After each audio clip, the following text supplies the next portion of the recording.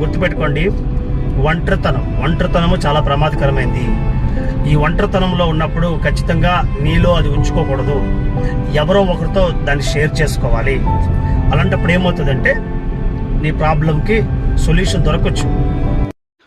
ఆత్మహత్యకు ప్రేరేపించే మరొక కారణం ఏంటంటే ఆత్మన్యూన్యత అని అంటారనమాట. అంటే నేనేదో తప్పు చేశాను, అది క్షమింపబడని తప్పు, సమాజంలో నా పరువు పోతుంది, లేకపోతే నలుగురు ఏమనుకుంటారు అనే ఒక ఆత్మన్యూన్యతకు లోనైపోయి వాళ్ళు ఆత్మహత్య చేసుకోవడానికి డిసైడ్ అయిపోతారు. అదొక ప్రాబ్లం. మన భారతదేశంలో ఇప్పటికీ కూడా రోజుకి 600 నుంచి 1000 మంది ఆత్మహత్య చేసుకొని చచ్చిపోతున్నారు. ఇవి ఒక్కటే కదండి, చాలా మంది రోజుకి, ఒక్క రోజులో 600 నుంచి 1000, 600 నుంచి 1000 మంది వరకు ఆత్మహత్య చేసుకొని చనిపోతున్నారు. అంటే ఈరోజు నేను మాట్లాడుతున్న విషయం ఏంటంటే ఆత్మహత్య చేసుకోవడానికి గల కొన్ని కారణాల గురించి మాట్లాడుతున్నాను ఈరోజు. ఒక్కటి గుర్తుపెట్టుకోండి, ప్రతి సమస్యకి పరిష్కారం ఉంటుంది. పరిష్కారం లేని సమస్య అంటూ ఉండదు.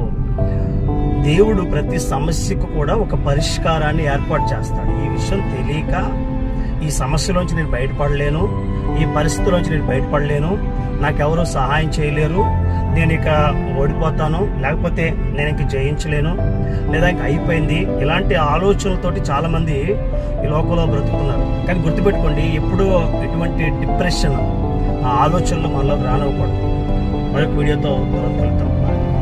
నిన్న రాత్రి నిశ్శబ్దంలో నీ మనసు ఎంతగా అరిచిందో, స్టాక్ తీసుకొచ్చా, ఎవరికి వినిపించని ఆ ఏడుపు నీ లోపలే ఎంత బరువై కూర్చుందో. ఓడిపోయానేమో అనుకున్న క్షణాలు నువ్వు బ్రతికే ఉన్నావు, అదే నిజం. నువ్వు ఇంకా నడుస్తున్నావంటే అది ఓటమి కాదు, సిద్ధత.